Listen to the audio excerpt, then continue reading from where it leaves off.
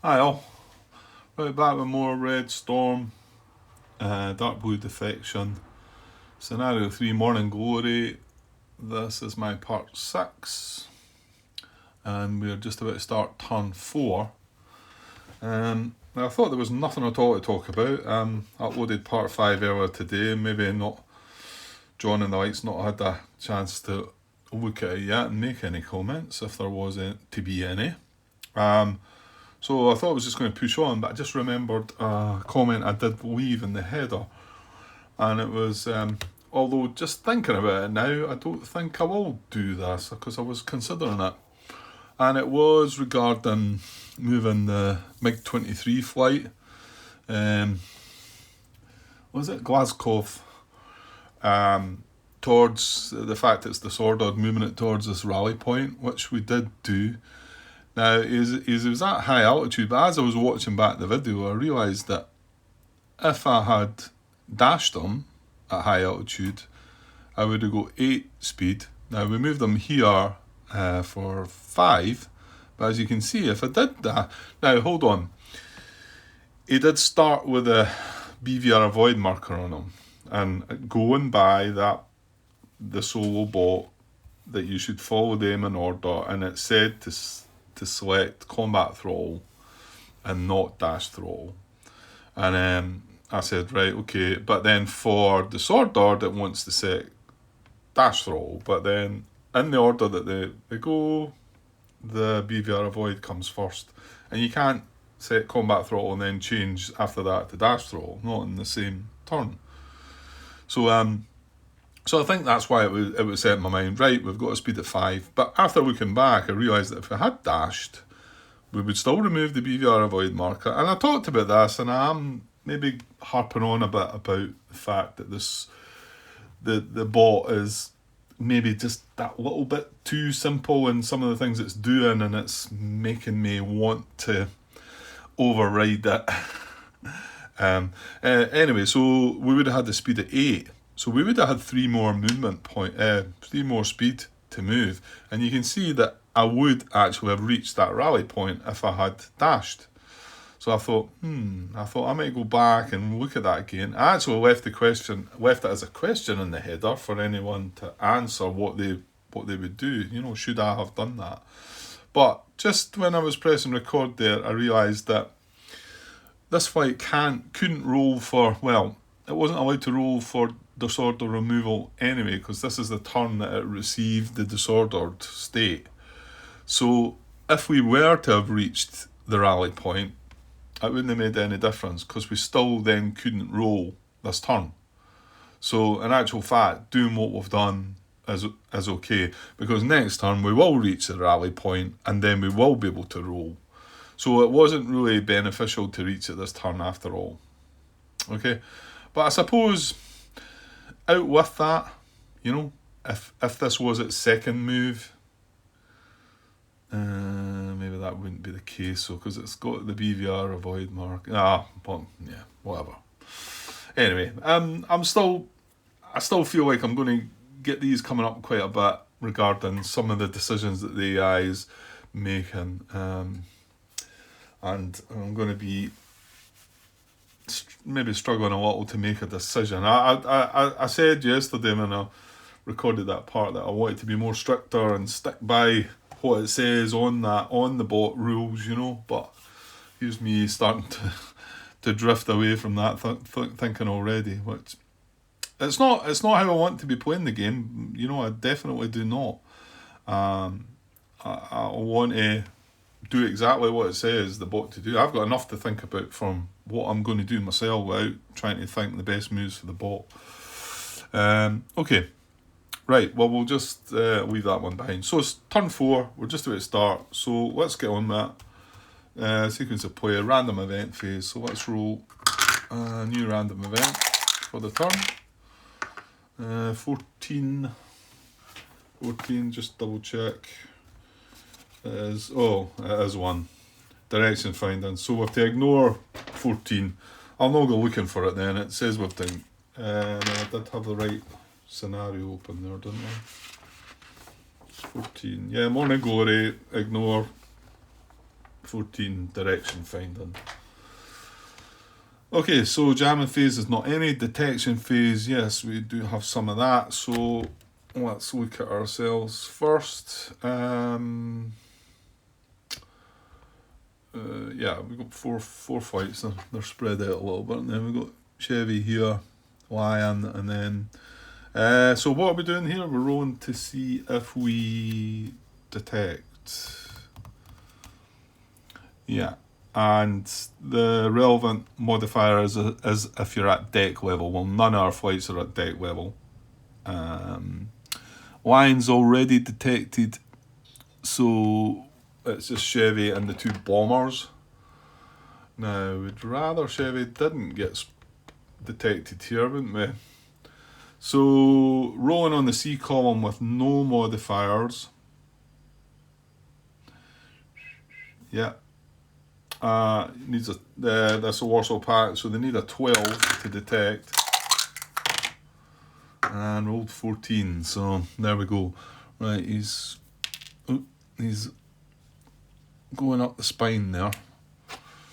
Or he's heading towards, yeah, that way.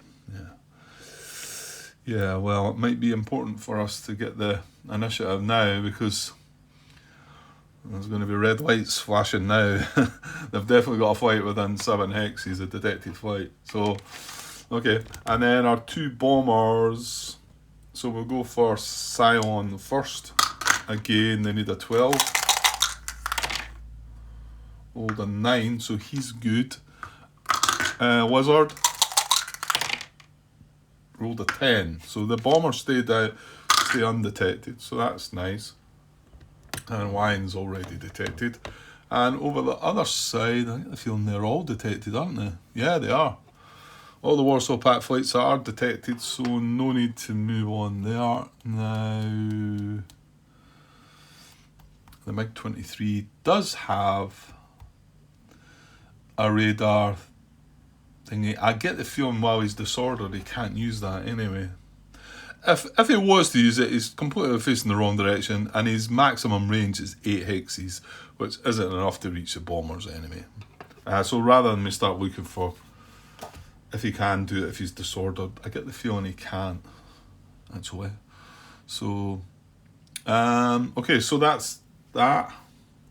Yeah, because there's no other detect. Oh no! Stop, Grant! Stop! He dropped to deck, didn't he? This was the one that we were hoping if it moved in line, we might be able to identify it. Because I need to be at the right altitude, don't I? I need to be at the same altitude. That's a bummer. Yeah, I remember now. He dropped to deck when he hit the second waypoint, didn't he? Spent a point to drop to deck. Yeah, I was just trying to find somewhere where I might find info on this, and it's note D there where it tells you about this sensor that they've got. It does say automatic visual ID at end of detection phase of one detected enemy flight in forward arc, line of sight, and same altitude at 1 to 8 hexes. I just wonder if there's any other information about that somewhere in the rule book. I mean, I suppose that's probably enough information there to tell you what happens, but so I'm maybe being picky there, but I don't know, I would have thought, I just don't know what to look under for that. I looked up identification, ID, visual identification, but I don't see anything about that device or in there. You know what, it kind of explains it, doesn't it? I mean, needs to be within 8 hexes, needs to be in our front arc, need to have line of sight. It happens at the end of the detection phase. The flight needs to be detected, and the big one that's stopping us right now is we need to be exactly at the same altitude. So the only one that, and we've already identified that, and to be honest, that's not in our forward arc either. Did I say it had to be in the forward arc? I think so. So, but these are the two that we could have had a shot at, but we've got medium in deck, so not to be, which is a pity. Now, I don't know if it's worthwhile us considering, well, what are we doing with shit? Oh, yeah, we can still do something here by We have short range BVR weapons moving into that hex, but we need the initiative for that.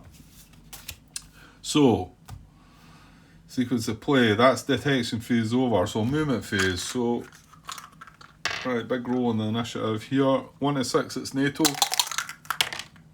That's a 1.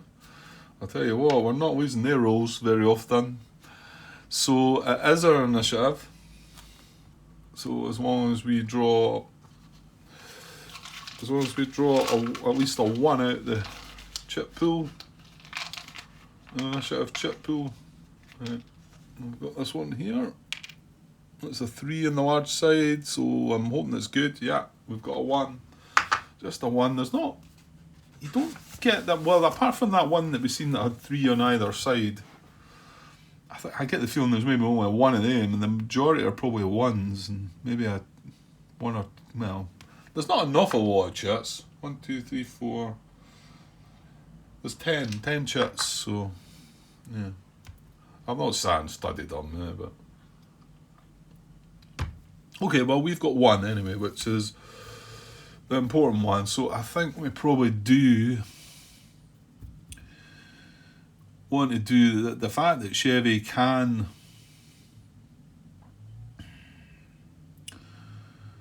now.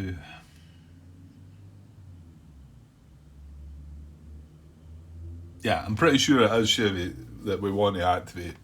Now, he's lost his long range, but he's got his infrared missiles, AIM-9Ls. They're not the best. They don't get a bonus to their combat rating or the weapon. The weapon rating is a 0. And the range is 1 in the forward. 1 if I've got them in his forward dart, 1 in the beam, 1 in the rear. But remember, there's a beneficial modifier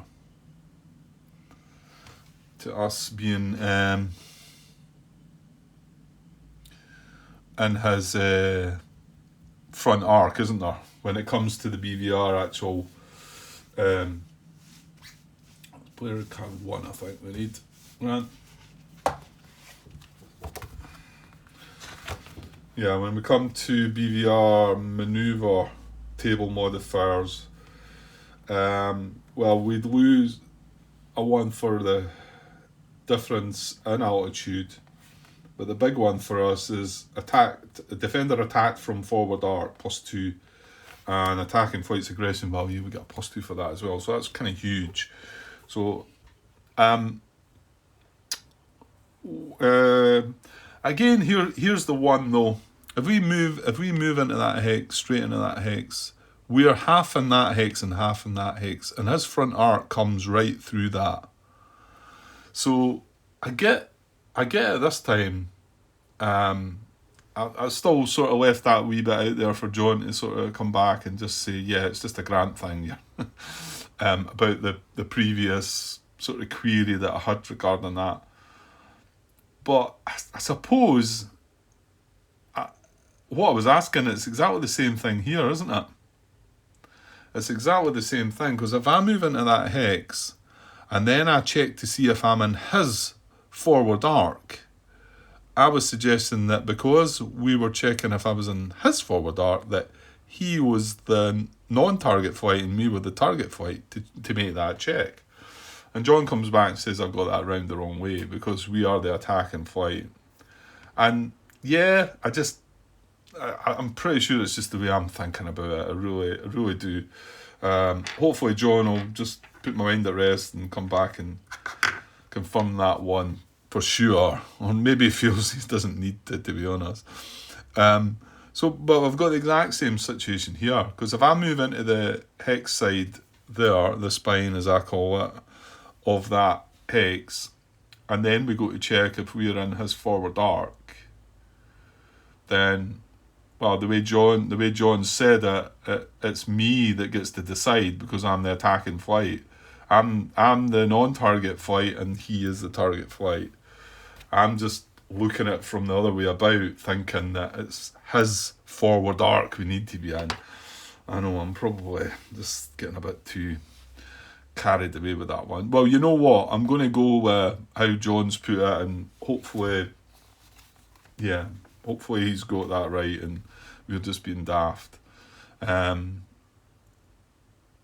Because I can't turn to start here because I've got the max turn marker. So yeah.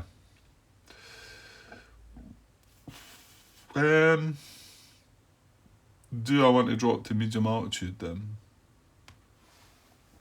Probably. Yeah. Probably. Right, okay, so I'm activating Chevy, right? So let's do it. Now where is he? You can just see his card up there. It's a wee bit out of the way, but there's a lot of stuff in the road. And we are going to...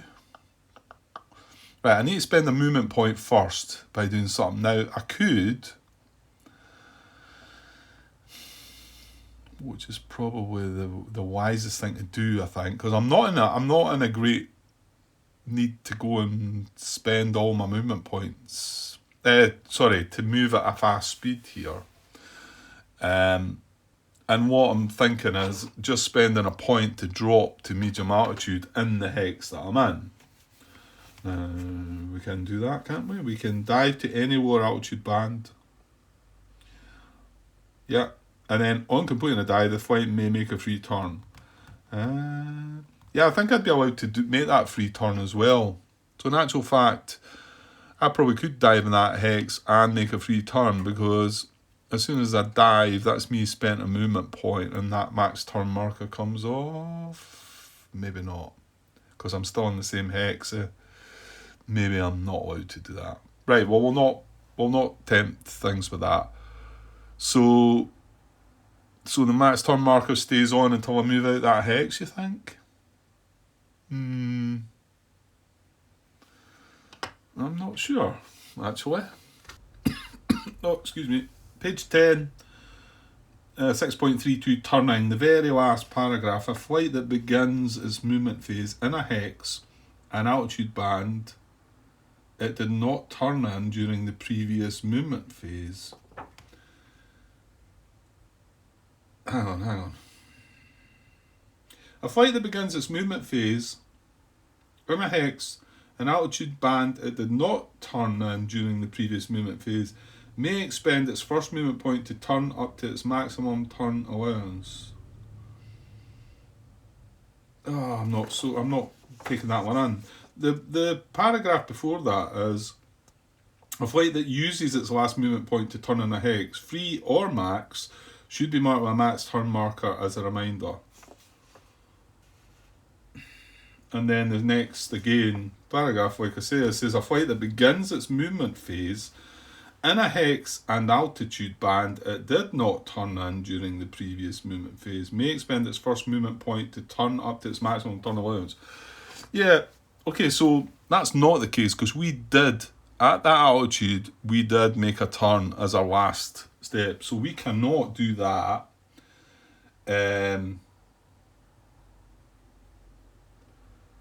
I cannot spend my first movement point to turn. But I don't think there's anything stopping me to spend... Right, hang on. We are at high altitude. We have a speed of 5 unless we want to dash. We don't want to dash. I'm going to take the 5. We are going to spend our first movement point to drop in that hex to medium. Taking me down to 4. That to me tells me we've spent a movement point and that can come off now. So, and with that, I think I probably could do a free turn here. I'm not going to do that. I'm going to stick with what John's telling me, that what I was asking before, that if I'm in here, which is where I'm about to move, well, before I get to the move, I'm going to do something else, but I'm going to move into that hex. So anyway, I've spent a movement point, so now I am going to... no, I'm not. I can't do that, can I? No, because I need to be adjacent. My range is 1. Okay. Oh, well, that means I can't do that then. That's annoying. Hang on then.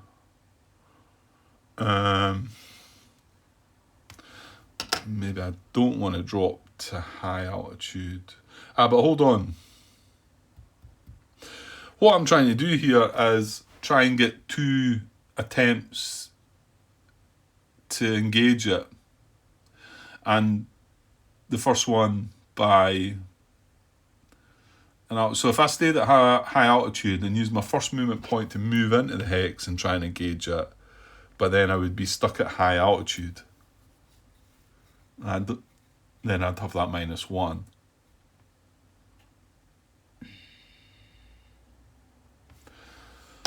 Where's the... Oh. Yeah, I was just checking the actual engagement modifiers, and one of them is a -1 if we're in different altitude. So I think I will just stick with how I'm doing this. So we've spent one movement point, we've dropped to medium altitude. I'm going to spend one more movement point to move in there, and then I'm going to attempt to engage in BVR combat against the sea flight. So I think before I roll the dice, I'm not sure if it's before or after. I don't think it matters. We need to find out if it's a real flight. And that's in the DVD part thing somewhere. Where is it about? Yeah, when activating bot flights, maximum of 2 dummy flights. So remember, we've still got 2 dummies out of these 3 flights, so there is a chance. But 1, 2, see, there's also a possibility I've got 3 more movement points that I could move 1, 2, 3, and I think have a go at that guy as well if he turns out to be a dummy. I think I can do that. Or can I only attempt to engage 1 flight? Well, we'll look at that in a second. So a roll of 1 to 5 is a real flight, a roll of 6 to 10 is a dummy. So we need a low roll again. So yeah, and we are getting to do this because we are going to attempt BVR combat an engagement actions result. Like I say, I'm not sure if I should be throwing the dice for that yet. I've done it that way the last time, but it was kind of like because I forgot about it to check. I don't really think it matters, because if we find out this is a dummy now, then that engagement rolls. There's no point doing it, and if we get the engagement, yeah, let's just roll. Let me see. So a 1 to 5 we want. Here we go. Oh, 6. Damn. So 6 is, so it does mean that that's a dummy. No negative modifiers. So the heart flight, I'm guessing, just comes up and goes away. I think I said that in the last time we were doing all that. So that has turned out to be a dummy. Now, right, pretty sure I can go on and try another engagement. I know you can keep trying engagements on the same flight, but let me see. Hang on. Yeah, I think we are out of luck here. I had a feeling. Page 17. This is under 11.2 engagement, and just going down a few paragraphs, we've got a flight may attempt to engage only 1 enemy flight in BVR combat per movement phase. Oh well, in fact, is that not it? That's just stop. Well, it says, however, unlike standard air-to-air combat, if its first BVR combat engagement attempt fails, it may continue moving and make additional BVR engagement attempts against that same enemy flight. Yuck. Okay, so that is the case. I cannot try and BVR engage another enemy flight. Hang on though. A flight that attempts BVR engagement on an enemy flight, regardless of the result, may also attempt to engage that same enemy flight only in standard area. Yeah, because it's the same flight. So I can't even... I was thinking now, can I go in and conduct air-to-air combat with that? But I can't. So all we've done there is just remove the fact that that's one of the dummies out of the way. Right, well, you've also still got... I can take that away. You've still got 3 movement points here as well, Grant, so...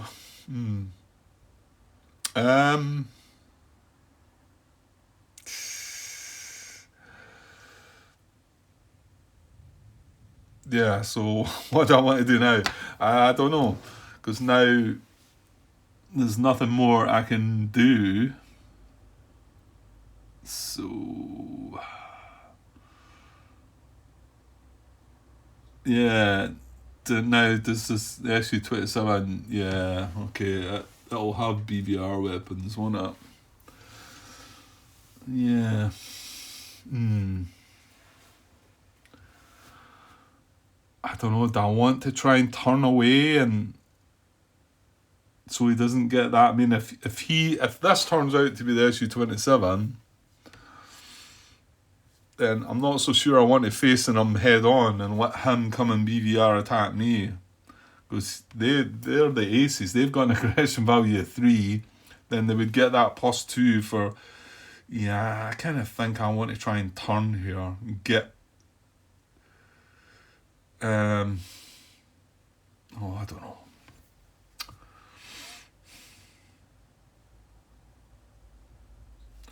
Okay, so I've moved into that, so I've got 3 movement points left. I started with 5, didn't I? Yeah, so I've only got a 90-degree turn on it.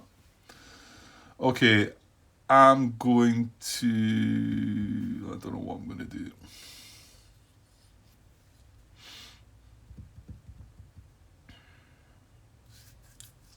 Yeah, I'm kind of not sure. Right, I'm going to make a turn, I think. So I'm going to turn 90 degrees. So that's 30, 60, 90. That's a point. I'm not really sure what I'm doing, to be honest. I'm worried about this flight attacking me front on, I think. I think that's what I'm thinking. Whether that's silly talk or not, I don't know. So then I'm going to move 1 free turn, and then I'm going to move in there for some strange reason to finish off my movement points.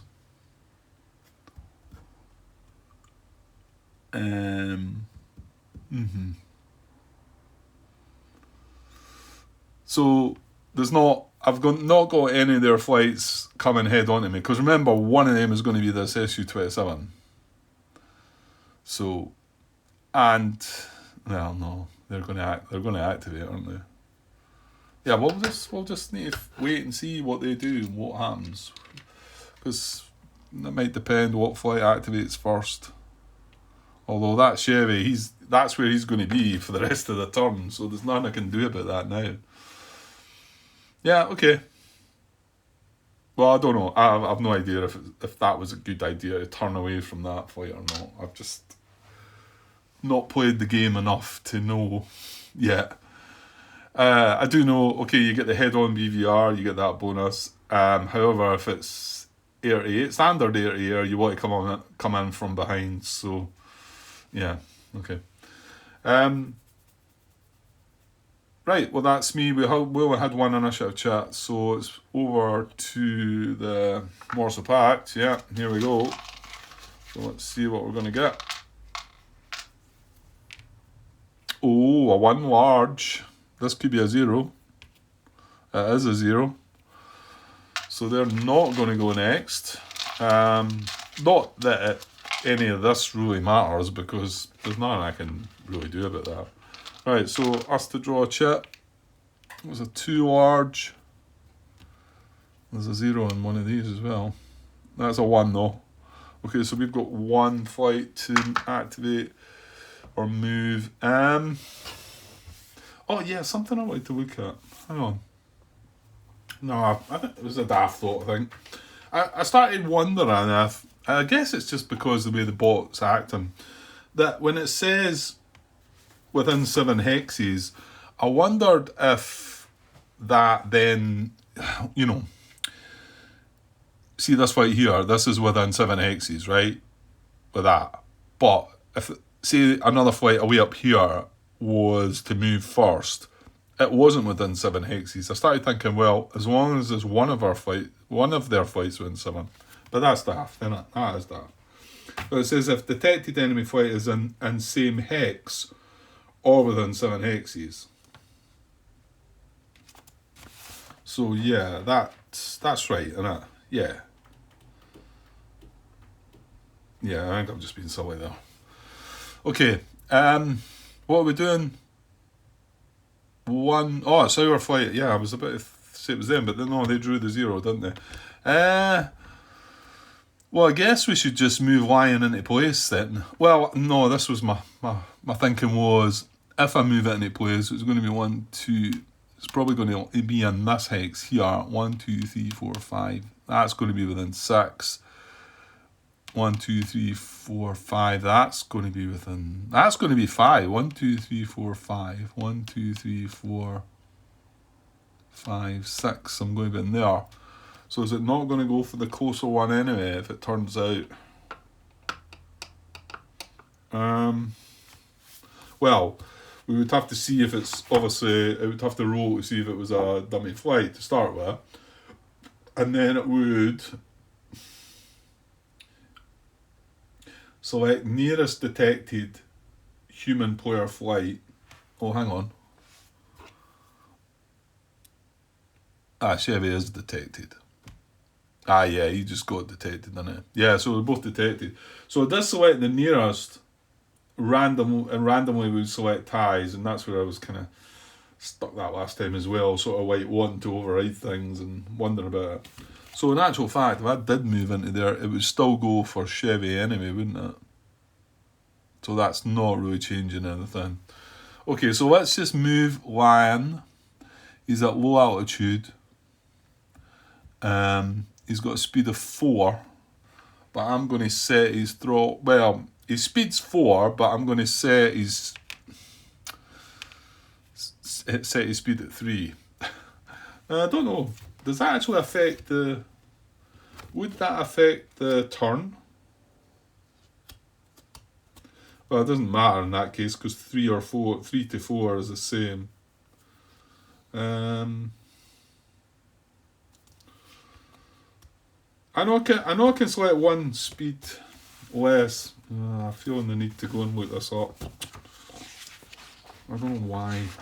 I've looked at it before. Combat throttle selected. Announce movement points equal to the maximum combat speed or 1 less than this number. I'm just wondering if that speed that you set is the speed that the turntable looks at. Or, and what I'm trying to do here is, sorry, on this guy, he's at low, the normal speed is 4, so is that what I look at on the turntable? It doesn't make any difference here, but if it did, or when I say I'm going to use 1 less than 3, is it the 3 that I look at on the turntable? Again, it's 3 or 4, it doesn't matter there, so. Okay, so I'm going to set a speed of 3, and we're at low altitude, and yeah, there's, yeah, that's fine, because we do get a turn of 60 degrees, and I think this makes sense. So I'm just going to go 1, 2, free turn of 60 degrees, and 3, right in between there, staying at low altitude, spent 3 movement points, and job done. So all he needs is a good roll in the SAM acquisition phase, and he's done his job right through. I just need to wait for the bombers come in, and hopefully they can do their job as well. Right, that was War 1 initiative. So yeah, it's back again to Warsaw Pact. Right, let's see if we can draw better this time. Not that I think it really matters, to be honest. It's not as if we could do anything about to save Chevy or anything like that. Right, 2 on the large side, and it's a 0 again. Okay, that's them drawing 0 the last 2 times. Okay, then we'll shuffle up. Right, let's back to us then. We've got 2 bombers left, 3 on the large side, 2. Right, okay, so I'm getting both my bombers. Just going to chuck that back in the cup. Well, we won't need to draw another one. So both my bombers.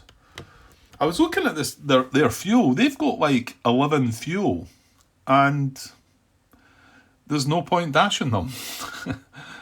Well, I guess if they're clean, there is. But while they're laden, am I missing something? I don't think so. I think somebody would have mentioned something, the fact that I'm moving them at 2 speed, but I can't. If I dash them, they stay at 2 speed, and what's the point?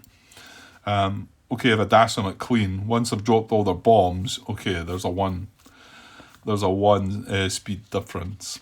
But it's just the fact I've got all that fuel as well. Okay, you would expect bombers to have a lot of fuel, but yeah, okay. I'll leave it at that. Right, so we're going to move both our bombers.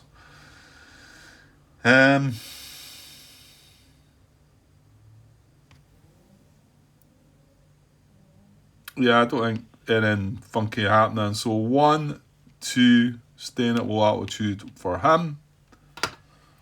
And then probably something similar with Cylon.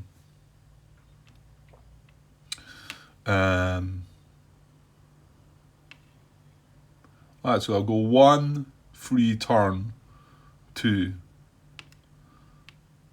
staying at low altitude.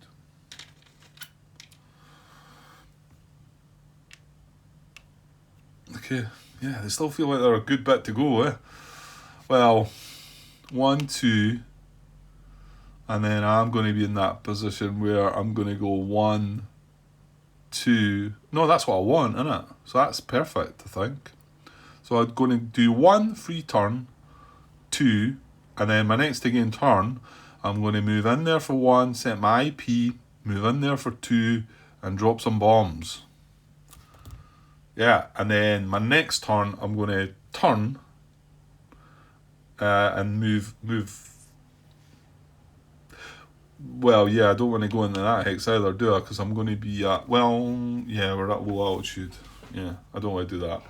Right, okay, so that's all my flights moved. So, right, let's see if I can get something happening now for we can get something happening.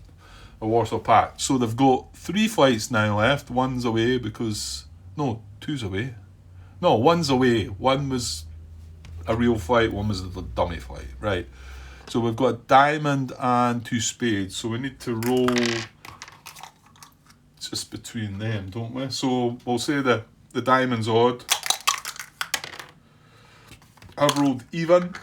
So that is going to be the spades. And remember, Glaskov is the real bot flight, so he's going to get selected first.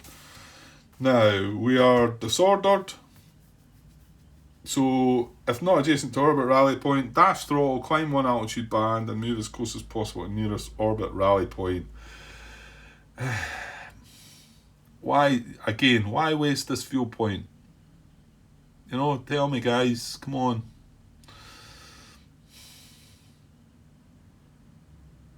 I can't climb an altitude band anyway, but again,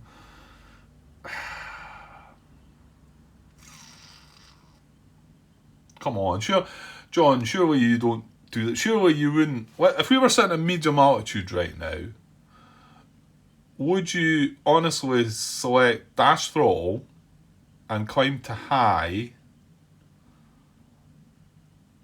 Okay, maybe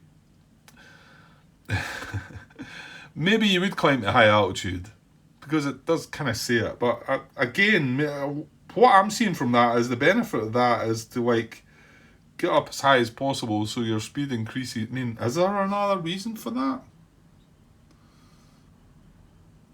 Is high altitude considered a safer place to be? I suppose, maybe. You can't get hit by AAA fire, so maybe it's more to do with that. I guess my initial thinking was that it's to get up to high altitude so that my speed's going to be 8 when I select dash throttle, rather than at lower deck altitude it's only going to be 5. But, okay, let's not say the altitude was there, although I wouldn't mind your thoughts on that. If I was at medium altitude right now, would you climb to high altitude? I know it says it. But, apart from that, would you set dash throttle right now? Would you spend that fuel point? Why? I don't mean I'm going to get there and then just go round and round. I'm going to have 8 movement points to go right round like that. Whereas I could just easily have 5 movement points and just move. I'm still going to go round it a bit. You can see what I'm saying there. It just seems a bit pointless, really. Unless I'm missing something.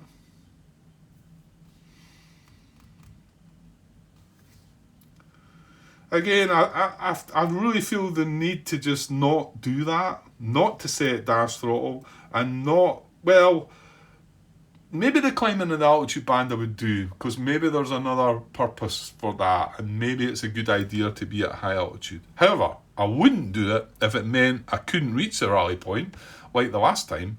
I would override that, because then I'm going to spend another turn just to get to the rally point. So I'm going to override that dash throttle. I can't climb an altitude band anyway. I've got 5 movement points. Sorry, well, he's got 5 movement points. And we're going to move 1 free turn, 2, 3 free turn, 4 free turn. Is that right? Oh no, I can't do that. Hang on, back where where was I? I think I was in there, wasn't I? Yeah, I was in between the 2 counters. We're at high. We've got a speed of 5, but we can only make 3 30-degree turn. That's oh no, well, I suppose if you're at 8, it's quite tricky to go. You can't go right round. You can't turn right round like that with only 3 30-degree turns, can you? Well, I suppose he stops and spends a movement point to turn in the hex, doesn't he? Right, 1 free turn, 2, 3,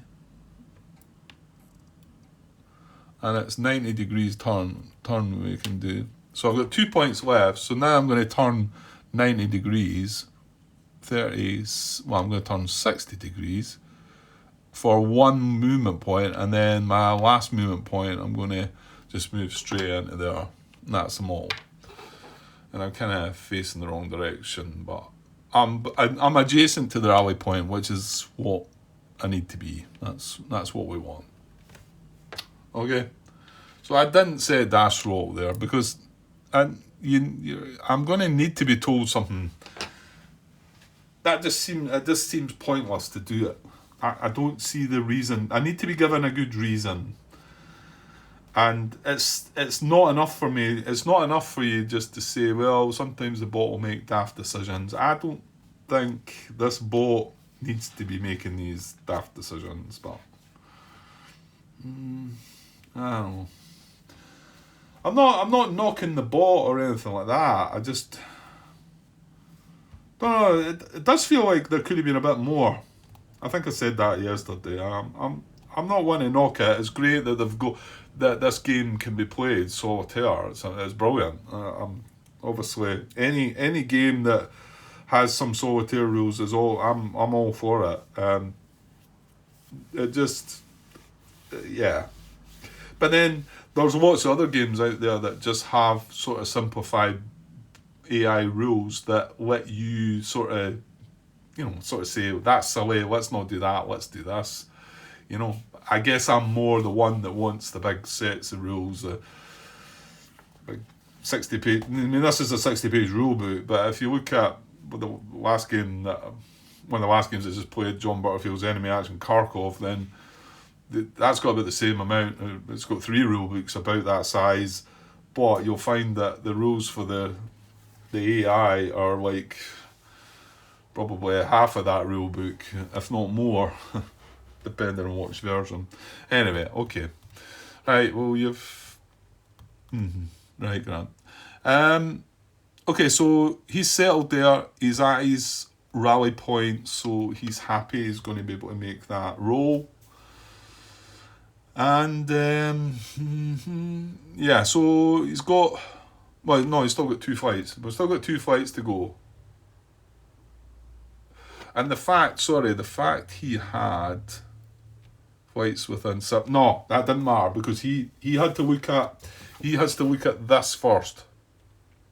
He has to look at these first, the primary actions, and that's where he looks at disordered and does his thing. So now we're did we get a, what chit did we get? Oh no, we didn't get a chit because it's all our flights. But we rolled in, it was spades first, and he's the real flight. So this is the next flight to move. Now, he has a flight within 7. He's got 2 detected enemy flights within 7 hexes, right? So, again, without sort of laying this down, so this is the spade. We rolled, we got the spades, we've done the real bot flight first, and now we're doing the other one. So now we look down here, this flight is in none of these positions. It's not in that situation. However, down here, it's not done any of that. So otherwise, go to combat actions. So it's now coming across here to have a look here. Now, if there was no flight within 7 hexes, it wouldn't go here because this is the bit that DBD just takes over and says, just follow your flight path. However, this is going to go here now.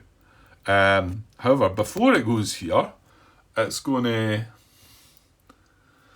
check to see if it's real or not, isn't it? It attempts to gauge. It receives an attempt BVR.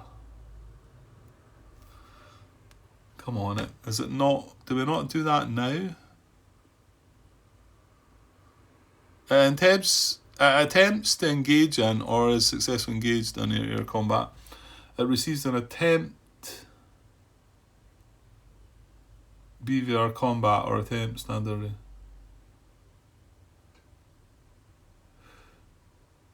Yeah, it's going to attempt to engage in or is successfully engaged in air combat, is it not? Why am I struggling with that? I thought it was a simple case. So we look at engagement actions. Right, let me set this out again then. So there's our engagement actions. So, and then we roll 1d10 and move as follows.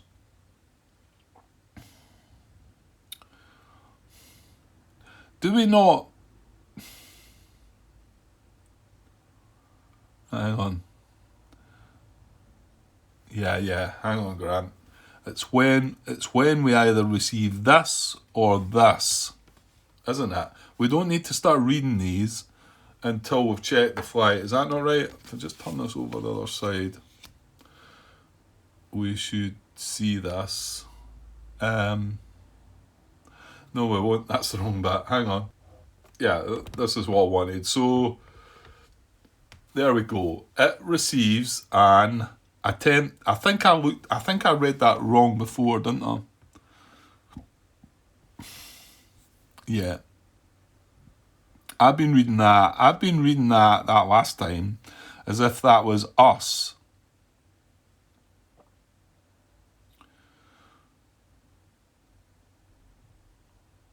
That's not. That's exactly what I showed you on the other side. It receives an attempt BVR combat or attempt standard air-to-air combat engagement actions result. And that is exactly that. Yeah, I was looking at that wrong, I think.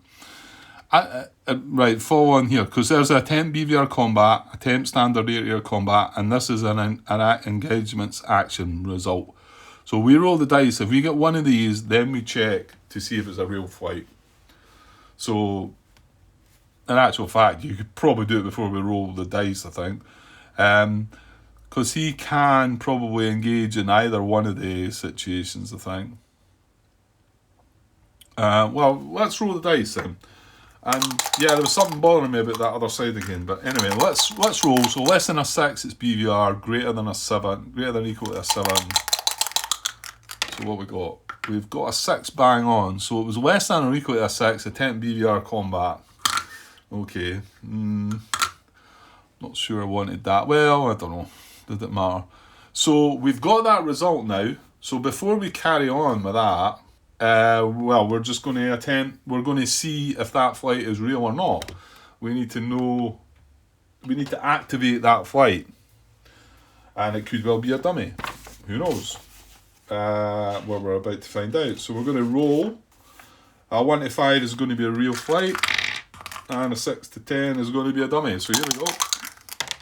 I rolled a 10, so it is the dummy. So that comes away now.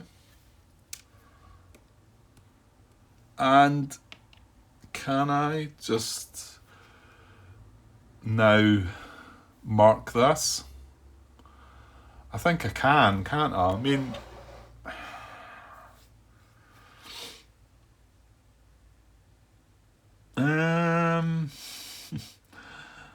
surely you can. I mean, it can only be the actual flight, Grant. Well, not. I think by the rules, I don't think I would be at the position where I can. Well, hold on though. Right, let's not put it out, because it doesn't actually say that just now. Curious to know how you would do it though, John or anybody else.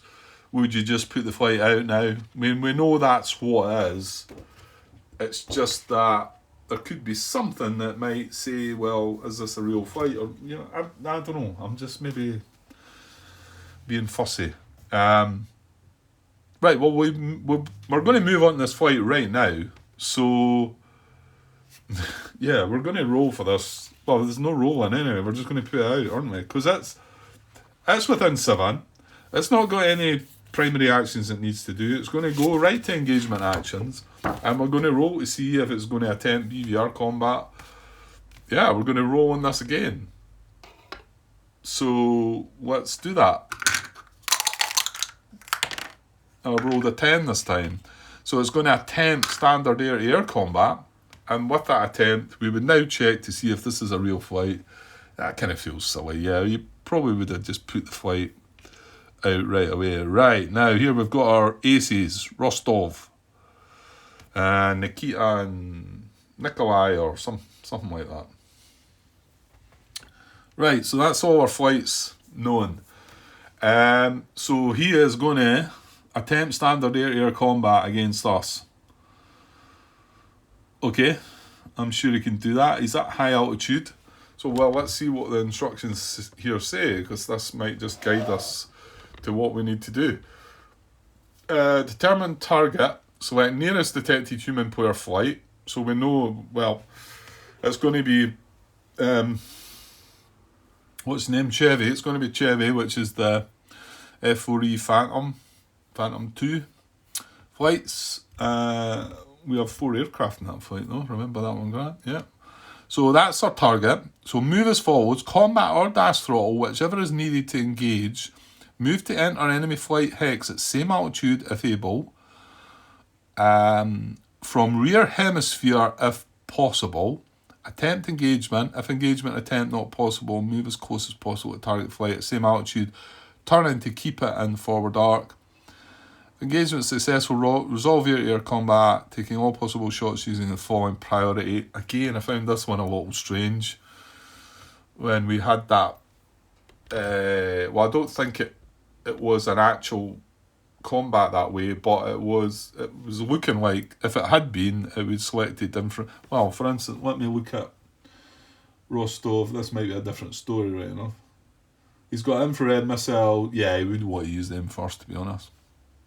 Because his infrared missiles have a +3 to the weapon bonus and a 3 depletion, whereas the guns a +3 and a 4 depletion. So, and then if engagement unsuccessful, use remaining movement points to move straight ahead. Okay, right. So, well, it's got a choice here. I'll move that card out of the way. I'll move that out of the way, and we'll get the card in just to see the. I'll keep that handy actually. To see what the SU-27 is all about.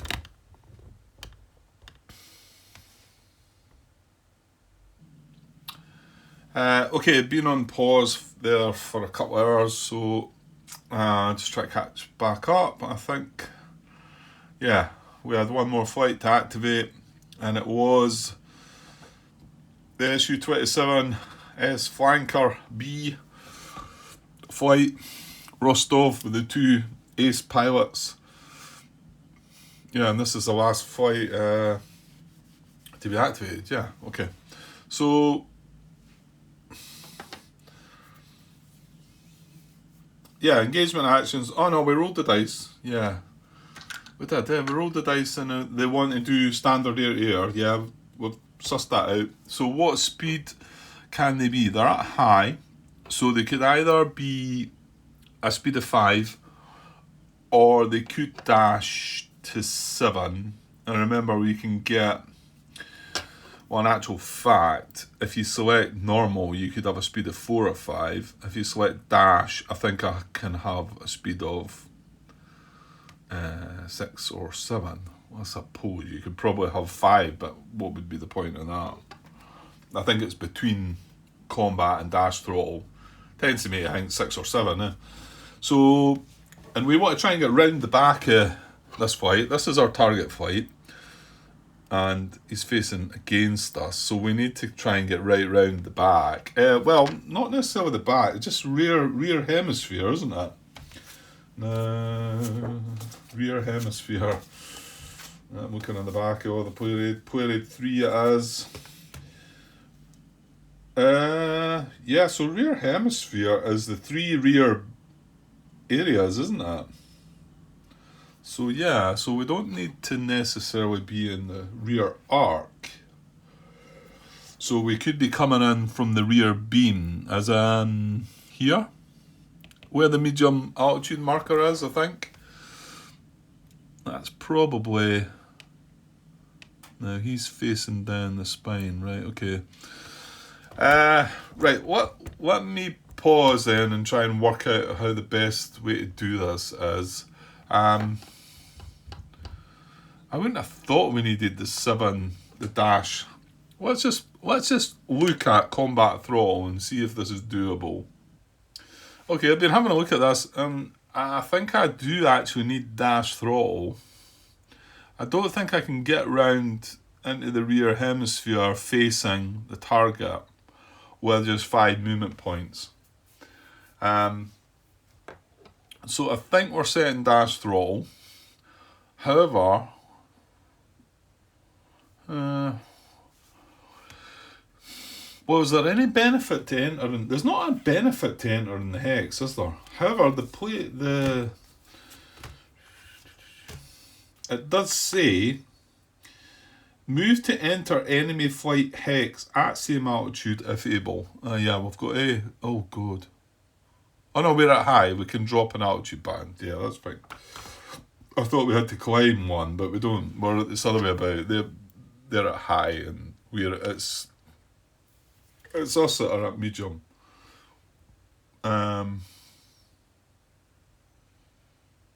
Yeah, we must have dropped. Yeah, we dropped to medium to try and BVR. That was right. Okay, so it does say it wants to try and enter the hex. So, like I say, I think finishing adjacent to it's just as good, but because you then move into the hex anyway. Right, okay, so I think we're going to dash and take the full 7. At first I was going to say dash and just use 6 movement points, because that's what I kind of worked out what we might need. But if we are wanting to enter the hex, again, I'm not so sure I see the benefit to actually entering the hex, but it does say that. Maybe somebody can straighten that one out. So moving up to 7 speeds, no different. The free turns, and it's 30 degree free turn, 90 degree full turn. So I'm going to do a full turn in there.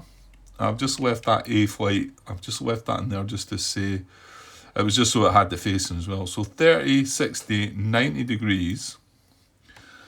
That's my first movement point. And remember, I should probably have that out to say we are dashing. Moving a bit closer there.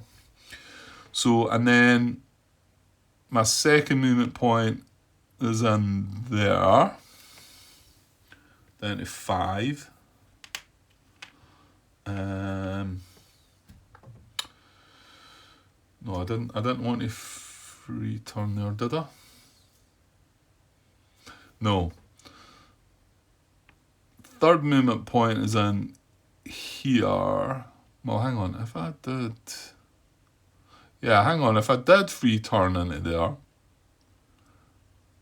for 5, yeah, that works. And then move into there. That takes me down to 4. And then do another 90-degree turn. So I'm facing the hex side. So 30, 60, 90. I'm not so sure this is the way I've done it. So that was 1, 2, free turn, 3, 4. So that should move down to 3 movement points now. And then, so I'm facing the actual spine this time. So we move in there. And that leaves us 2 movement points. And then I do another 90-degree turn in there. So that's 30, 60, 90. That's it now. He's coming down the spine, but that's us now facing in his rear hemisphere, and we've got him in our forward arc and whatever. And that's me got 1 movement point left? So hang on, 1 to turn, 2 free turn, 3, 4 making the turn, the 90, then 5, then 6 making that turn. Yeah, I've only got 1 movement point left now, haven't I? So that's why I thought we needed 6, but I thought, well, trying to enter the hex. See, the fact he's on the hex side.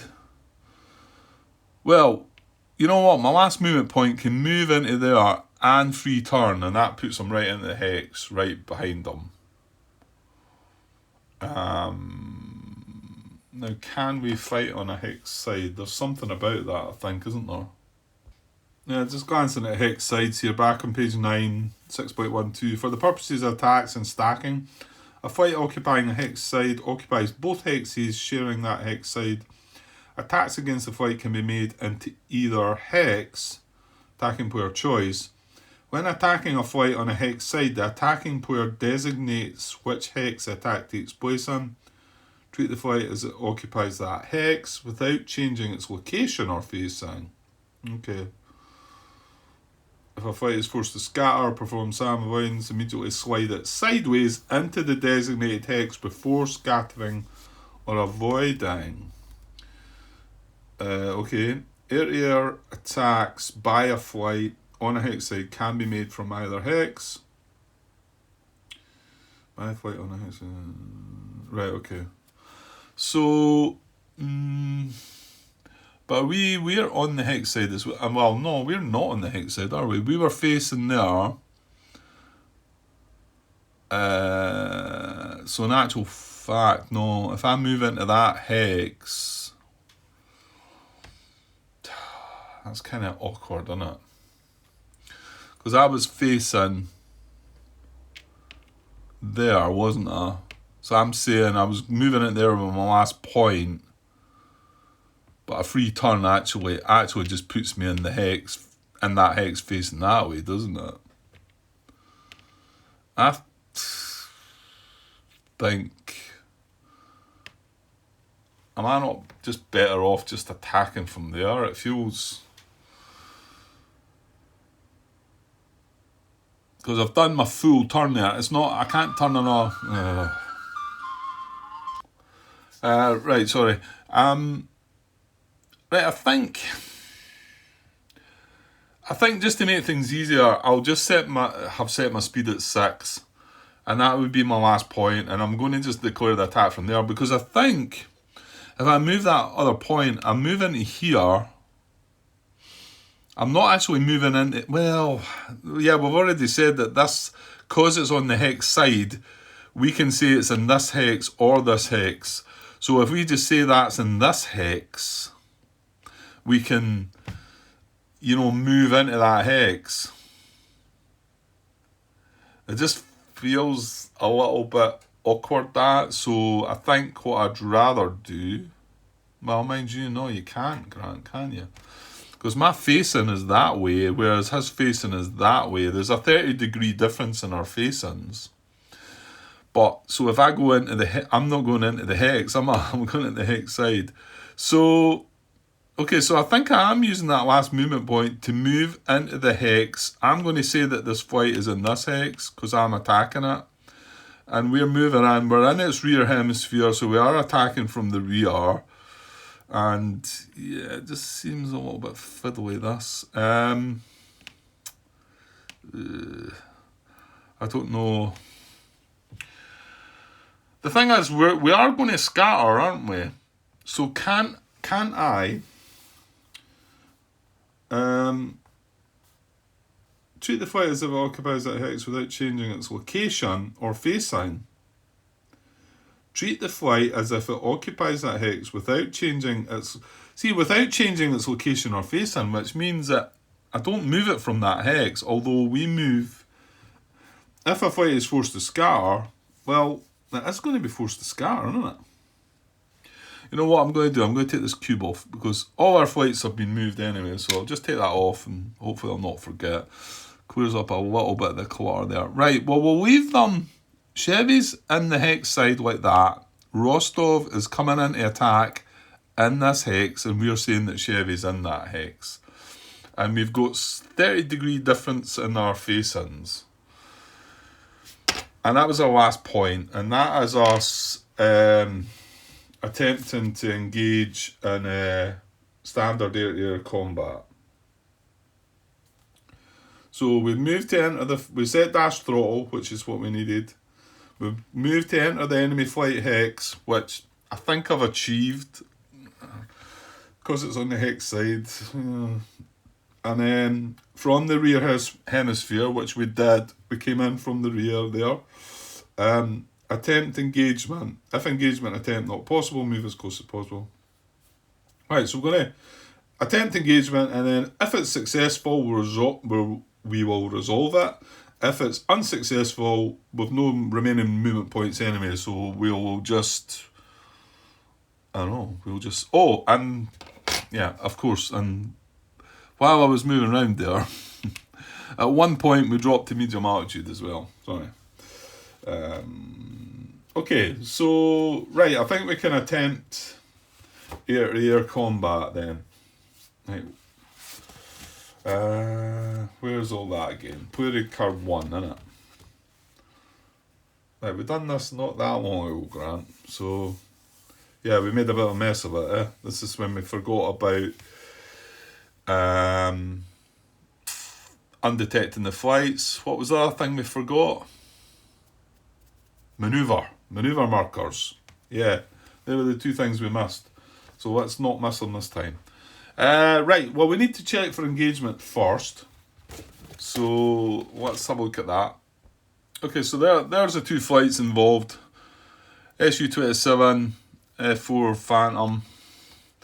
Now, there's only 2 aircraft in the Su-27. However, we've got 4 aircraft in our Phantom. However, both of your guys are aces. But we're veteran. We're getting a +2.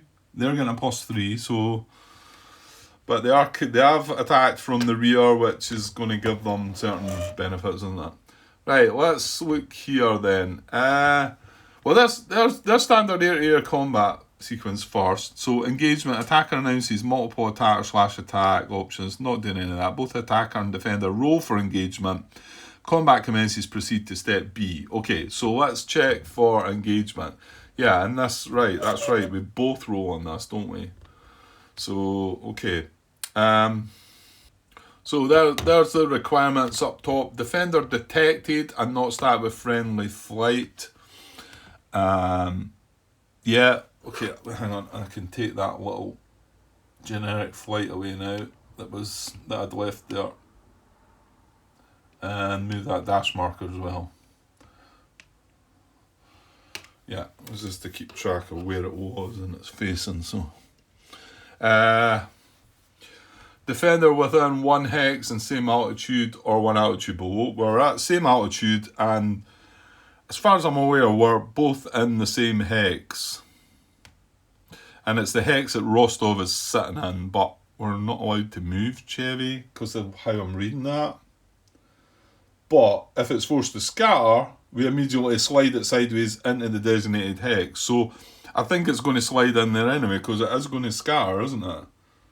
I think scatter is something that has... Well, that's not true, because we are only attempting engagement, so I suppose... Yeah, fair enough. If not in the same hex, attacker is defender in forward arc. Well, we are in the same hex. Attacker has undepleted weapon. Yeah, it does. Attacker not sword or deported or did Samovoid. Right, so all good there. So we met the conditions. So now we're both going to roll in here. So we'll say we'll roll an attacker first. So we're both rolling on the detected day column. So that's a 10. So it's a base 10. And now all these modifiers apply, remember. The first two only apply to BVR, but this isn't BVR. So base 10. So this is our attacker. So the aggression value is a +3. Target in different altitude band, no. Flight is disordered, no. Target is making /attack, no. Target in rear hemisphere, no. That's what we're going to get. Target in hazer miss, no main conditions apply. So no other modifiers. They get a +3 to this, and they need a 10. They've rolled a 12 +3 is 15. So yes, they get a result. So that's a yes for them. So we kind of need this as well, or it's going to be even worse for us.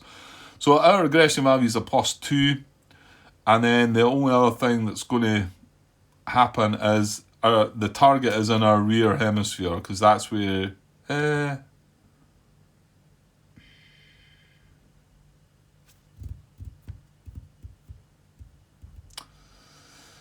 Well, I know this comes down to when you look at the maneuver thing. No, the maneuver, what is it? The geometry thing.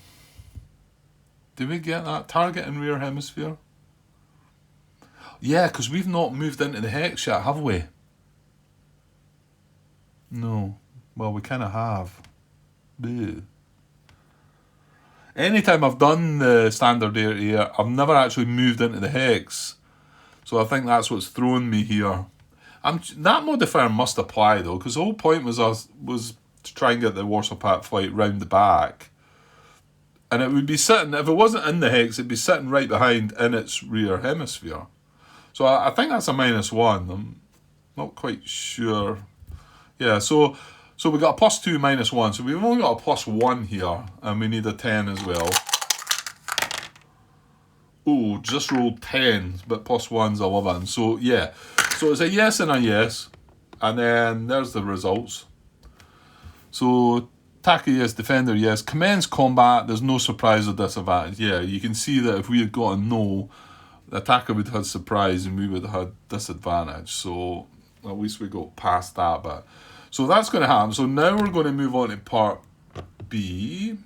Move that, see, there's the bit, move the attacking flight into the hex. Okay, so that should have been actually sitting behind then. Retaining its heading, replace generic flights with real, well, don't need that. Announce disengagement or jettison. Each side rolls a maneuver table to determine number of shots. Check if Soviet doctrine applies. I get the feeling that doesn't apply to the Su-27. Okay, so we're going to look at maneuver now, and we're both going to roll on that. Yeah, each side rolls a maneuver table. Okay. Right, okay, maneuver table. And we are ignoring this part of modifiers, but we are including both of these. So first of all, we've got the flight maneuver rating modifiers. Right, let's do the attacker first. Right, so flight maneuver rating modifiers. Flight climbed this movement phase, no. He dived one level. Flight zoom climb, no. Mark with maneuver marker, no. Mark with BVR avoid, no. So there's no modifiers to the maneuver rating. So then we look at maneuver differential. So we subtract the enemy maneuver rating from the flight's maneuver rating. And that's not applicable to at night, right? Well, we're not at night. So his...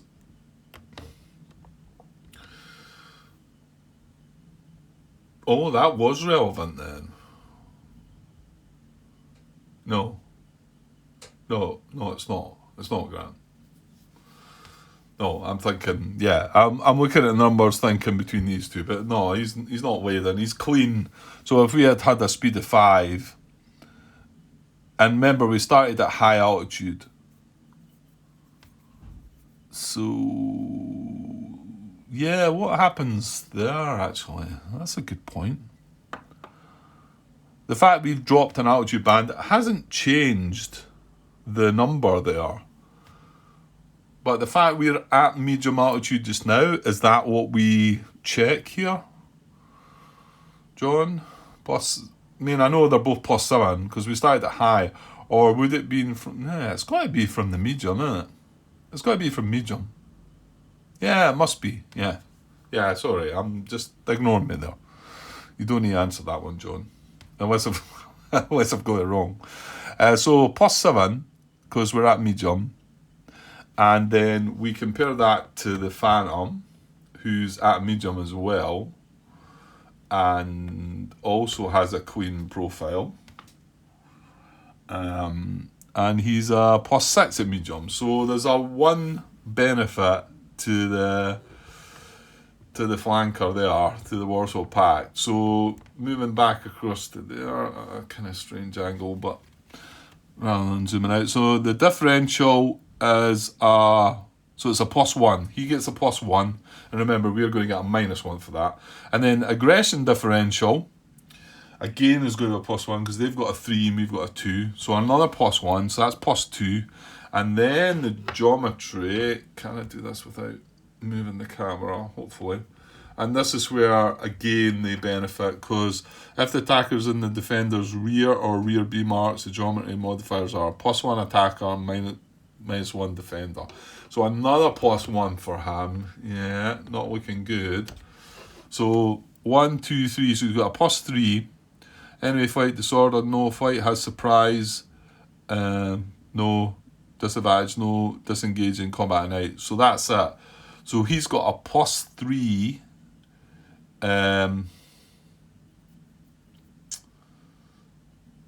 modifier. Is that right? Yeah. +1, +2, +3. Yeah. It's got a +3 modifier. Now, checking Soviet doctrine, because they are attacking, they've only got 2 aircraft. If it wasn't for the fact that they're an Su-27, then we would only be using the one number aircraft column. However, this restriction does not apply to Warsaw Pact flights on the defence, but that's not what they're doing, or MiG-29 Su-27 flights. So they are going to get the benefit of both their aircraft. There's 2 aces, you know, they've got to get that. So we are looking on the 2 column. They are getting a +3, and we're going to roll, and it's on that side, remember. So here we go. We want this to be nice and low. 8. It's not bad. 8, but a +3 is 11. We're going to get something. Oh, only 1 just. Wow. That was close to getting... We were close to getting away with that. So they get a 1. So that's the number of shot opportunities they've got. So they've got 1. How can we... I surely won't forget, but you know what? I'll put one of my wee red dice showing a 1 there in the corner. So he's getting 1 shot opportunity, because I think we've got to do both of these together. Yeah, because this is all... what's the word? Oh, who helped me with that word? Oh, see, it's away again.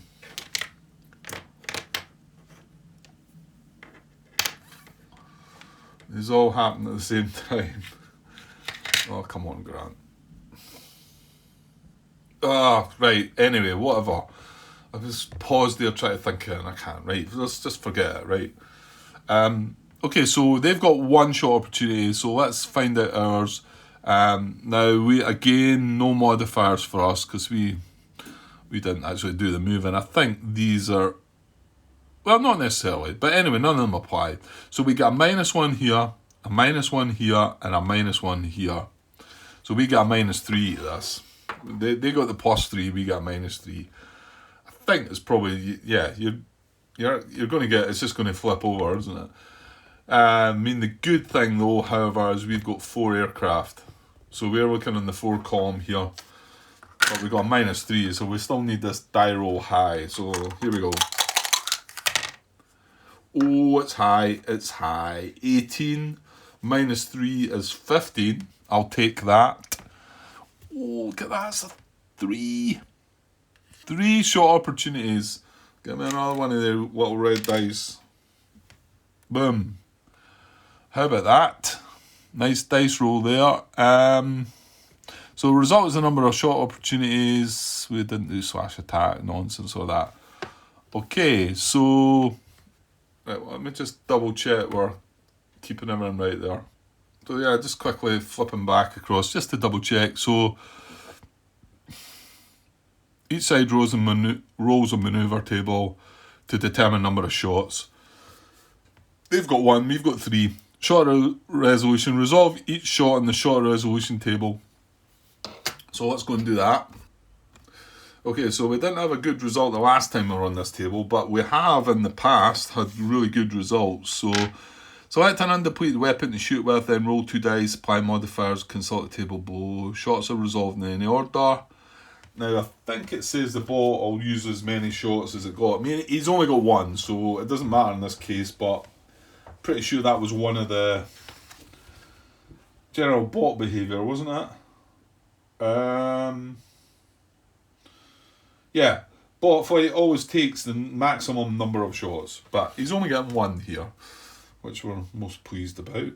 So his weapons, what did we say his weapons were going to be? Where does that tell me again?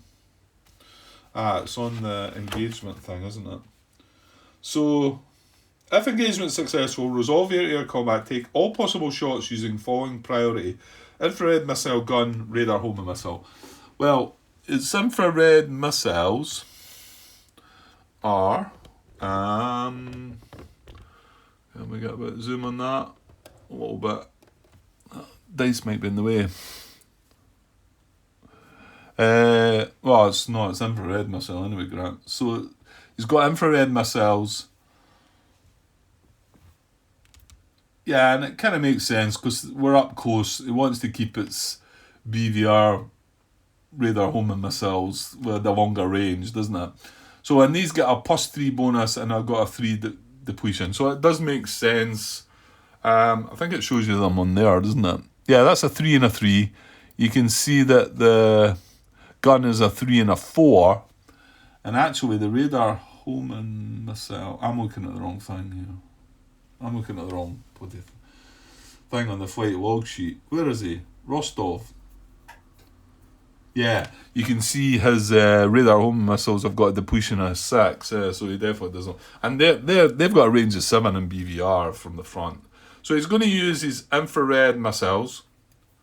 So it was the +3 bonus. So let's come back down here and maybe I have to zoom out a little bit, Grant. So I know it's an odd angle, but combat value of selected weapon is a +3. And then flight has 1 or more additional undepleted weapons. Well, he does. He's got a gun or a radar homing missile, so he's going to get a +1 for that as well. So he's getting a +4 here, but he's only getting 1 shot.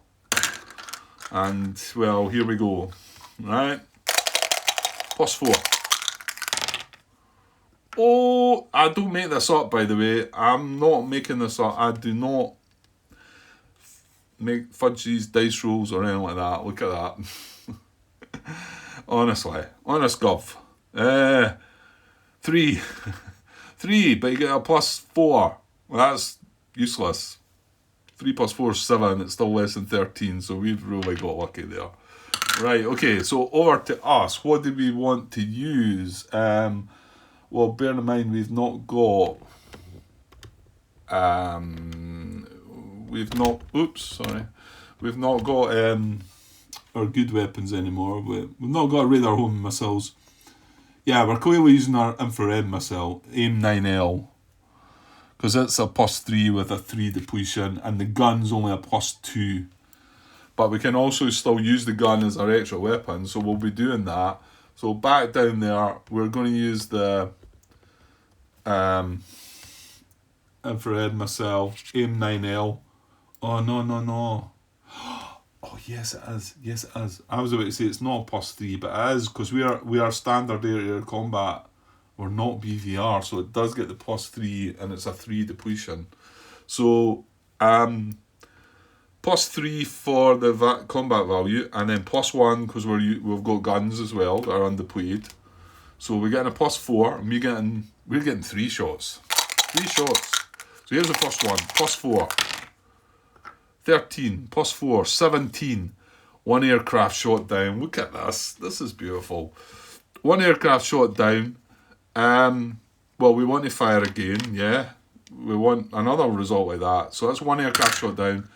Another +4 here. 9. 9 +4 is 13. That's no effect. Damn. Yeah, so we've got 1 aircraft shot down. Yeah, we're going to fire our last shot. +4. 13 +4, 17. Again. 13 +4. I mean, yeah, I could bring them out here, or I could just make them up, couldn't I? That's what I rolled. Anyway, so 2 17s. So 2 1 aircraft shot down results, and a no effect. And we fired our 3 shots. He fired 1 shot, he got nothing. So I'm going to put the little dice away now. And yeah, where do we go next? Yeah, first, this is a bit, I kind of jumped towards damage allocation. Probably doesn't matter, but we should check for depletion. Check for weapon depletion, referring to depletion numbers in the ADC, modified, -1 per shot taken. So he fired only 1 shot, so there will not be any -1 modifiers, and his depletion for his infrared missiles, his R73s, is a 3. So he's going to roll 1 dice, and as long as he doesn't get a 3 or less, he's fine. He's rolled a 6, so his weapons are good. Right, unfortunately for us, again, we fired our AIM-9Ls. We fired 3 of them, so we're going to get a -2 to this roll. And let's see if we deplete. 10. Whoa, yes. Okay, so no depletion for either of us. So then we move into damage allocation. Well, he's got no damage to allocate, but we do. Okay, so damage allocation, well, we didn't get the optimum result the last time when we done this. When we had 2 flights, 2 aircraft, and we got 2 aircraft shot down, but we shot down the same flight the second time. But how good would this be to shoot down both the ace pilots? You know, anyway, well, we've got one of them. We've definitely got one of them, so yeah. So, number of aircraft at start of this combat attack. Now, this is the defendant. They've got 2 aircraft, so we're rolling on that 2 column. This is just 1 die roll. Result is the number of affected aircraft.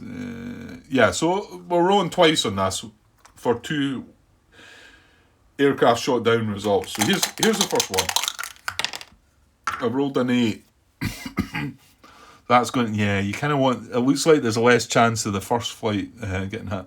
So 8 is C2. Well, we've no crippled aircraft, so it is going to shoot down aircraft number 2.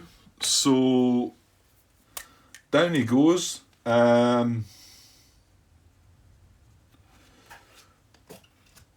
need to find out who that was. Right, we'll need the DBD. So that was aircraft number 2. Where does it tell us? That was, yeah, Nikita Rekolov is designated as Rostov number 2. Well, Nikita Rekolov has just been shot down. And it says if either aircraft shot down, the pilot automatically bails out and is recovered. So I don't think we need to check for bailout on these. Right, now the big one.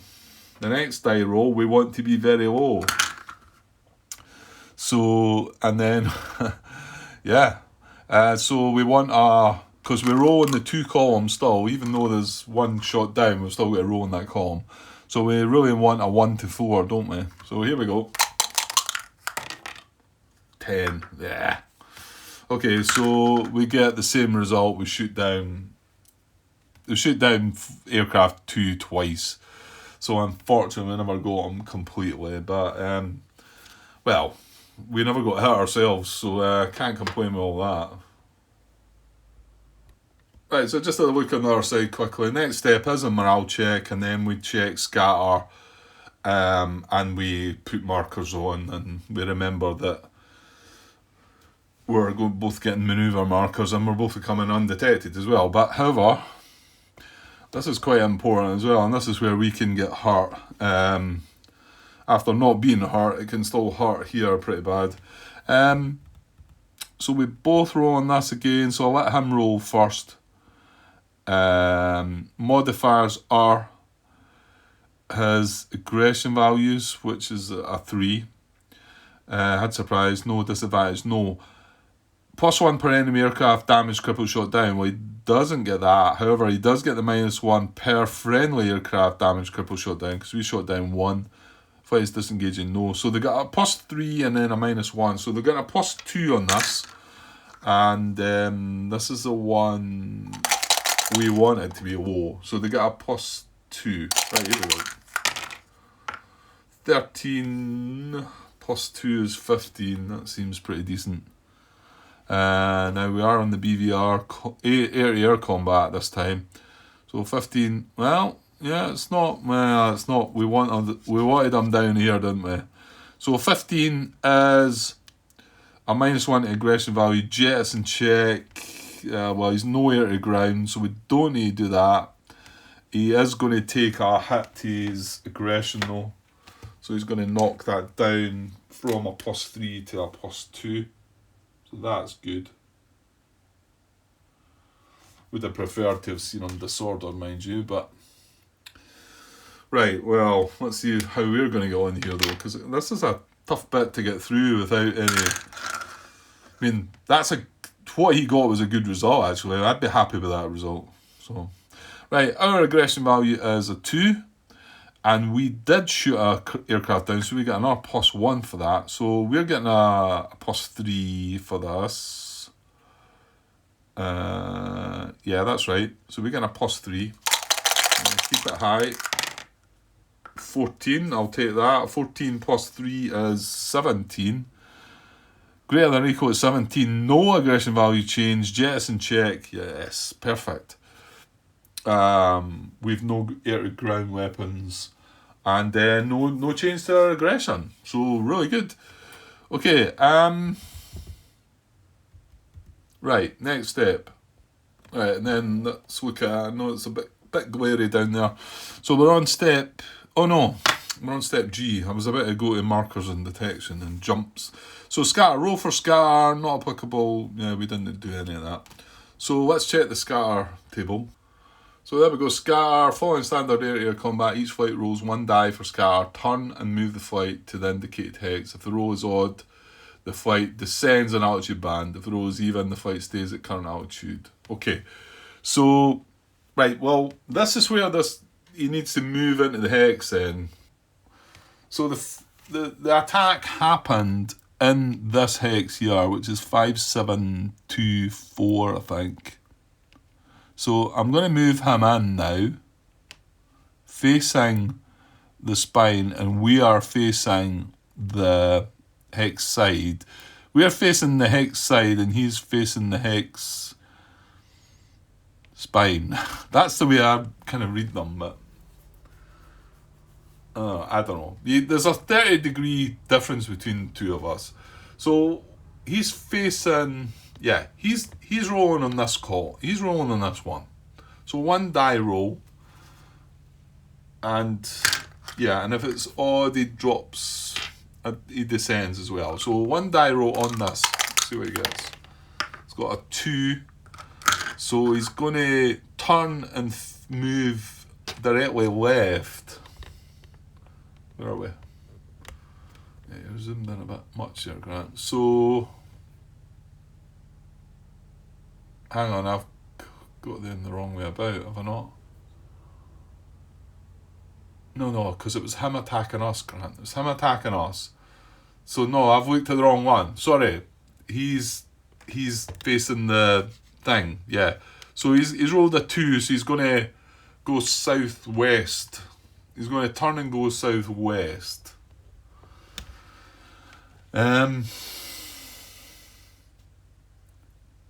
Southwest, that's that hex there, isn't it? No, it's not, Grant. It's the other one. It's the other one. It's that X there. Is that right? Yeah. So he's going to turn and move into that X there. And you know what? While I'm doing that, I'm just going to flip him over because he's now undetected as well. He rolled a 2, which is even, so he stays at medium altitude. He did have a dash marker on him. He will get a manoeuvre marker while I'm there. Why not? Well, yeah, I suppose we're... Well, if I put it on now, I don't need to put it on when it comes. So I think that's how that is. So, and then Chevy, he's the one that's facing the spine of the hex. So it's this one. He's going to roll on. He's rolled a 4, which is even as well. So going to stay... So a 3 to 5, so he's going to move northwest from where he's facing. But it's difficult when you're looking upside down. So I think that's... Yeah, that's into the medium altitude thing. So he's going to turn and face into there. Staying at medium altitude. And we're going to find a manoeuvre marker for him, hopefully. Oh, and what I've not done is flip him over. Make him undetected as well. And then we've got it all right, hopefully. Alright. Okay, so that was Scar, and they were both even results, so they both keep their altitude. Right, and then just finishing off, that was Scatter. So markers detection, place manoeuvre markers. We did this time, we've got them. Mark disordered, abort status based on morale checks. Well, none of that happened to either of us. Remove any acquisition. That's a one John was talking about, easy to miss. We weren't acquired by anything. BVR avoid. Oh, you would remove BVR avoid, SAM avoid, any radar tactics or zoom decline markers. And then flip flight counters to undetected side. Well, I've done that as well while I've done that. So yeah, bailout, right, we did drop a flight. A flight did go down, however. An aircraft went down, but because of the special conditions with the ace pilots, nothing doing there. And then finally, we mark off one fuel point. And obviously, Rostov will be marking off another one because he dashed. But within the air-to-air combat, we both take a fuel point. So Chevy gets his 4th, he's still got 6 left. And Rostov gets his 1st, but he's about to get a 2nd one before the end of the turn. And he's only got 1 aircraft left. So, yeah. That was a great result because all we've ended up with is a manoeuvre marker on us as well. We didn't get the sword or aborted or anything like that. So, although we've only got and we didn't deplete our weapon as well. So we've still got short range BVR weapons. So, cool. Right, I think that's that. I went right through all these steps, so I think we're good. And I suppose finally what we should have done, now he had no... I don't know if he gets to use any leftover movement points there anyway. Does he? I'm not sure actually. If he had any leftover movement points here, would he be able to still use them? I get the feeling no. I think he can only use them if the engagement doesn't happen, because it does say that. Well, you can let me know, John, or anybody else for that matter. So Rostov is done. and then I'll just put that back on, although I'm just about to take them off again, but just to keep it right. That's 1, 2, 3, all our 4 flights moved now. There's no dummies left, and there's just the 2 real flights. And he is about to check for, I just thought, right, we're at an hour and 40 minutes here. How did that happen? Well, that was kind of exciting, that part, so we had to kind of keep going through that. Right, let's get this quickly finished then, so it doesn't stretch to 2 hours. So I'm going to take the blue markers off, and we're just going to move on to the next phase of the sequence of play, which is going to be fuel phase. But let me take the markers off first. Okay, so pretty straightforward. Fuel phase again. Rostov is going to take 1 more fuel point. Probably should have just put that on while I was doing it. But then again, let's keep to a wee routine here, Grant. That's his 2nd point out of, he has 10 as well, so he's got plenty. Fuel phase done. SAM location phase. Okay, we are in with, hopefully, let's just finish this off with a nice wee above 4 roll. Lion has got this in its sights. It's in its forward arc. We're at low altitude. It's in line of sight. There's no issues there. So all we need to roll. That's a 4, isn't it?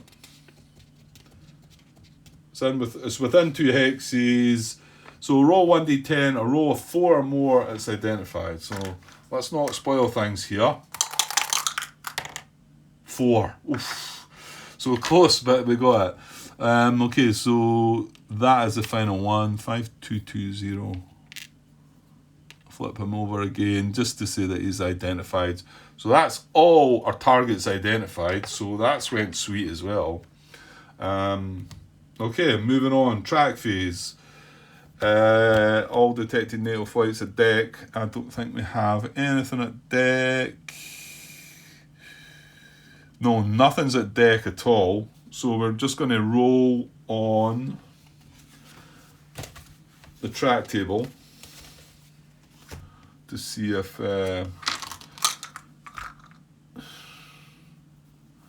yeah, so rolling on our guys. What have we got? We've got Lion, well, just Lion actually, because Chevy's went undetected now. So we're just rolling for Lion on the C column. 14 as a spade. Oh, it's a diamond. 14 on the C column, yeah, it's a spade. Right, okay, so no undetection for us. For them, yeah, they have, well, it's a spade they want actually. Glasgow up there.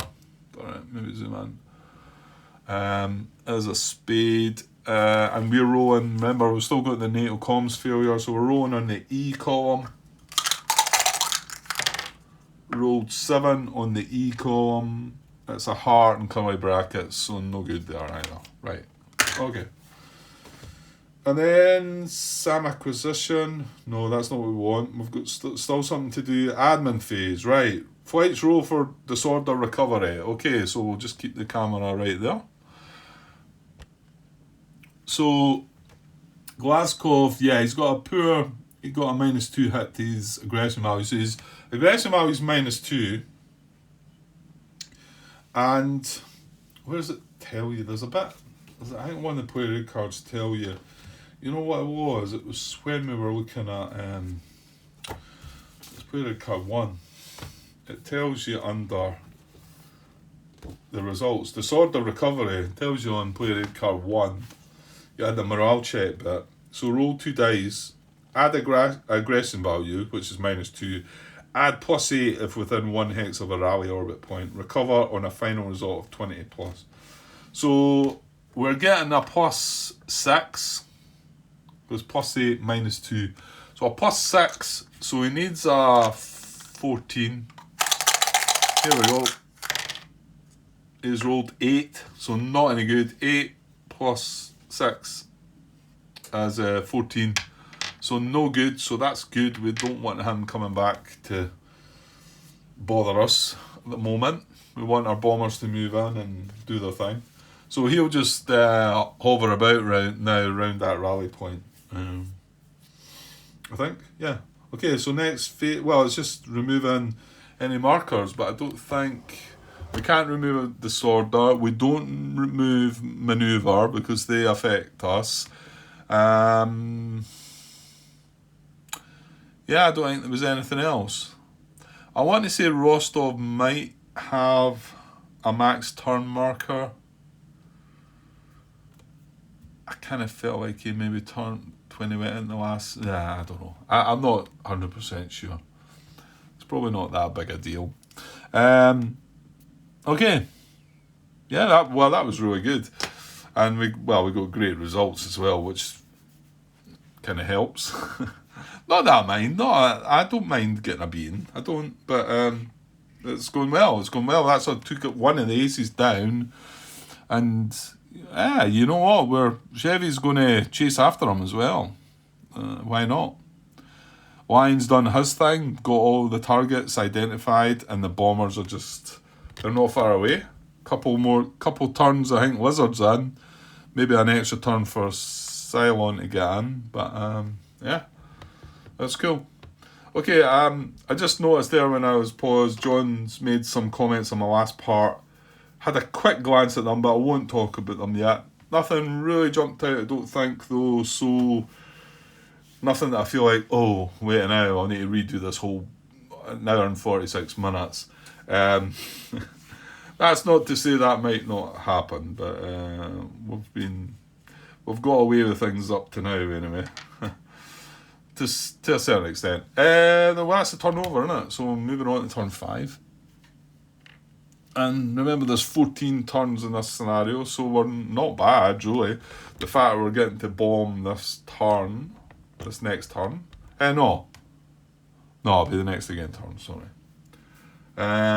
Will he get ranged in as well? 1, 2... No, not quite. Yeah, we'll only get one of our bombers working. Okay, I better get away, and that's 1 hour and 47 minutes. So I've been keeping a bit shorter recently, but that was too good to leave out. Yeah, that was good.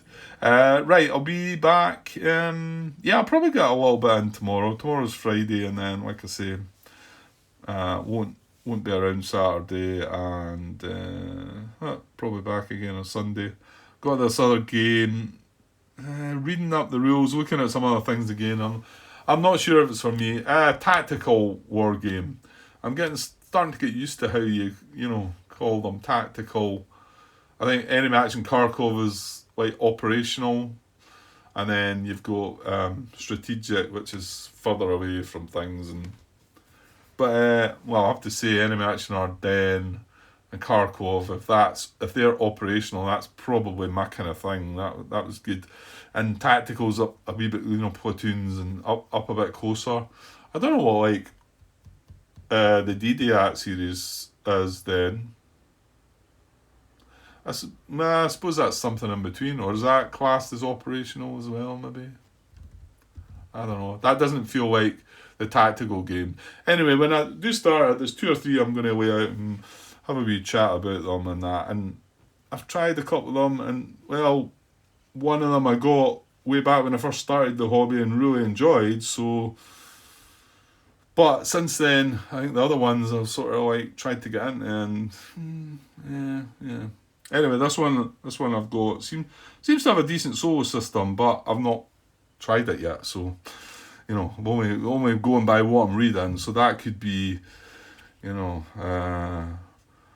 both myself and Martin went through the DD at Saipan situation, and Martin purchased the game after probably reading some of the rules, and so you can't just take a read of the rules as to be it's a really good game. Although it's a shame, it does look like that is a good game. But okay, you're starting to go off on one again, Grant. So I'll cut for now, and I'll be back tomorrow. Okay, cheers.